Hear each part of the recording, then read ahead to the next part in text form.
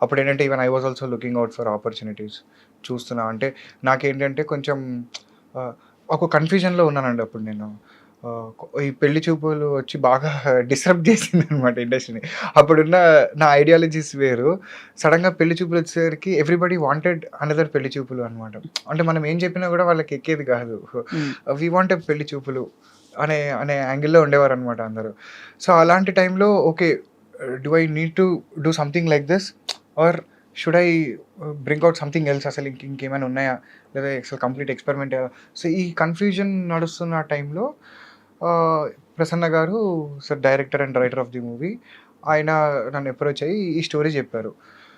First I thought it was కొంచెం experimentive అంటే village back drop కొంచెం ఈ అర్బన్ కామెడీ జనాలకి ఎంతవరకు ఎళ్తుందో లేదో ఏం తెలీదు.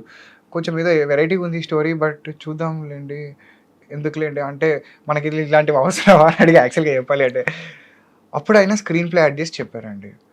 దెన్ ఫిదా అయిపోయాను నేను దానికి. అంటే అస్ట్రల్ ప్రొజెక్షన్ ఒకటి. యాహ్! అంటే అది అసలు ఆస్ట్రల్ ప్రొజెక్షన్ అనేది దాంట్లో ఒక చిన్న ఇది పార్ట్. బట్ దాంట్లో చాలా ఇవున్నాయన్నమాట యాక్చువల్‌గా. చాలా లేయర్స్ ఉన్నాయి. కంటిన్యూయస్‌గా ఏదో ఒకటి జరుగుతుంది. అంటే నేను చిన్నప్పుడు ప్రతిరోజు రామాయణం వింటూ పెరిగానండి. హ్మ్. యాస్ ఎ కథ. నేను చిన్నప్పుడు ఉన్నప్పుడు నాకు ఎవ్రీడే స్టోరీ రామాయణం అనమాట. నాకు ప్రతిరోజు రామాయణమే ఉండాలి. ఎలా చెప్పేవారు? మా నాన్నగారు చెప్పేవారు. రోజు నిద్రపోయే ముందర పడుకున్నా సరే నిద్ర తట్టి లేపి మరి నాకు చెప్పాల్సిందే అనమాట. సో, నాకేంటంటే కథలు వినడం బాగా ఇష్టం అనమాట. సో, అలాగా సడెన్‌గా ఒక కొత్త కథ వినేసరికి ఫస్ట్ వావ్!